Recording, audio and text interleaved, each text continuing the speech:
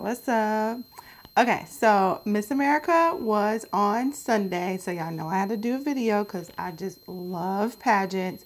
But before we get into all of that, go ahead and hit that like button and subscribe.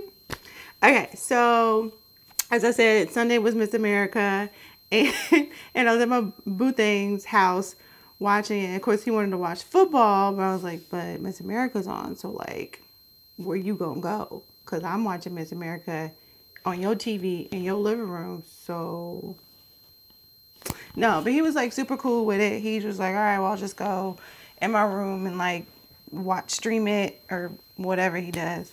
So, Nia Franklin won. She's from New York and she's a black girl. So, you know, black girls rock. Hey.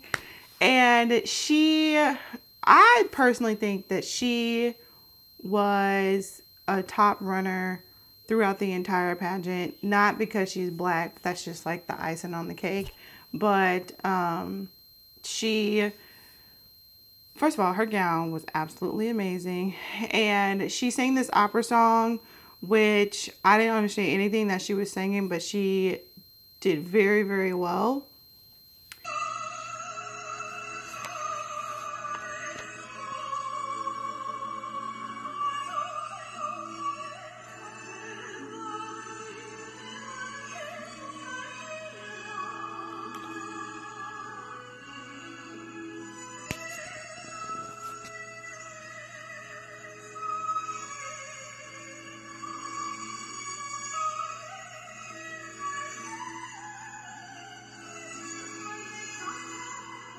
So Miss America tried to do this new Miss America 2.0 thing, which everybody was like, okay, girl, whatever.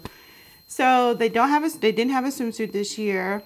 Instead of the swimsuit portion, they did this peer-to-peer question, which I actually kind of sort of enjoyed. But I mean, the swimsuit portion is also, in my opinion, you know, fairly important just because the girls work so hard eating right and making sure that they look good in their swimsuits. I think it just kind of helps them really stay focused on their physical fitness.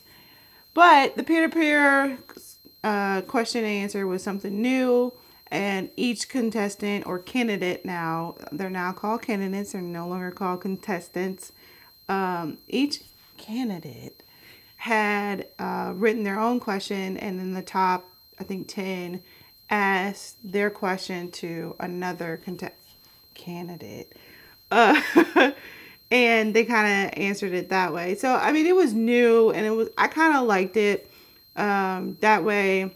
I think the pageant more so wanted to shift from physical beauty to really shining on the girls' accomplishments, whether it is their platform or social initiative. Social initiative, and just more so highlight their education, what they're doing out in the community, which I understand. They really want to try to move away from the fact that people consider it a beauty pageant, and they really want to highlight the fact that it's a scholarship pageant.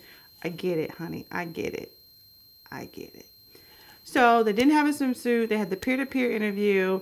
Instead of the evening gown portion, they had this runway thing, which I personally didn't really care that much for because I like to see the girls walk in their gowns. Like, some of these girls have these gown sponsors, and some of these gowns are thousands of dollars, and that's their moment to really be elegant and really kind of own the stage. But I just kind of felt like it was semi-rushed because you walk down this runway, and then on top of all of that, all of the girls who didn't make it to the top 10 are on the sidelines like paparazzi, and they're clapping, knowing damn well they'd rather be backstage eating pizza, crying, and calling their mama and daddy like, y'all can go now. I'm sorry that y'all flew all the way out to Atlantic City for no reason. My bad. But that was just, you know, something else they wanted to change in the show. So they had all of the non-finalists candidates stand on the side like paparazzi, and it's supposed to be like this red carpet runway kind of feel. I wasn't here for it, but whatever. So at the end, Ross Matthews, they asked them, you know, what do you want to say to America? Everybody said something pretty much along the lines of what their platform was. And I personally, I don't know if you're like supposed to do that or everybody just chose to do that. If Ross had been like, you know, what's on your mind tonight? I would have been like, food. I'm hungry.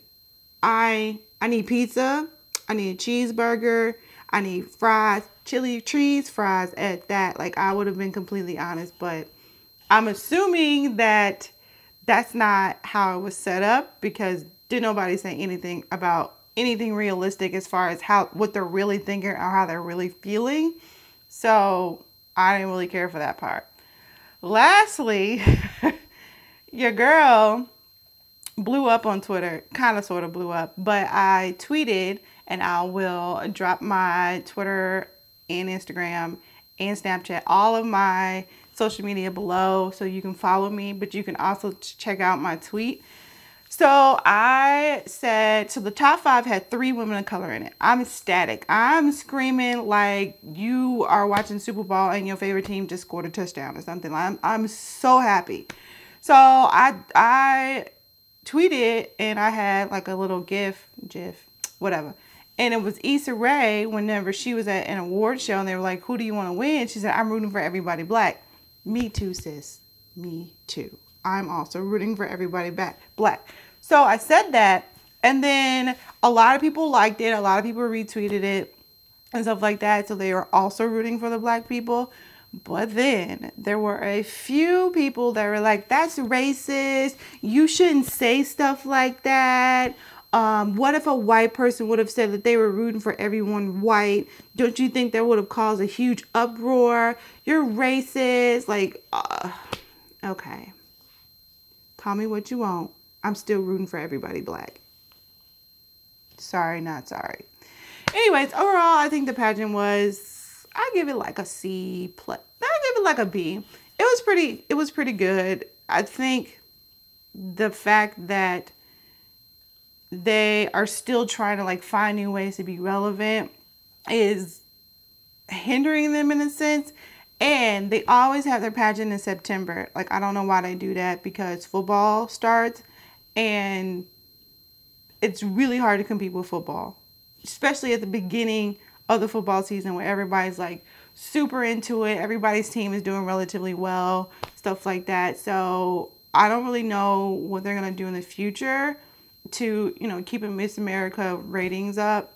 But I know this past year they have a little drama, honey. A little bit of drama because Cara Munn, the Miss America 2018, she apparently had a year, honey. She had a lot of stuff going on her year, and she wrote a very detailed letter just describing how she didn't feel like her year was the year that she thought she was going to have as Miss America, that her thoughts and her opinions and her views are pretty much shunned by leadership, and she didn't really like that. So she was kind of just pretty much saying my voice needed to be heard as a representation of this organization, and it's not, and I don't like that, and that's not fair.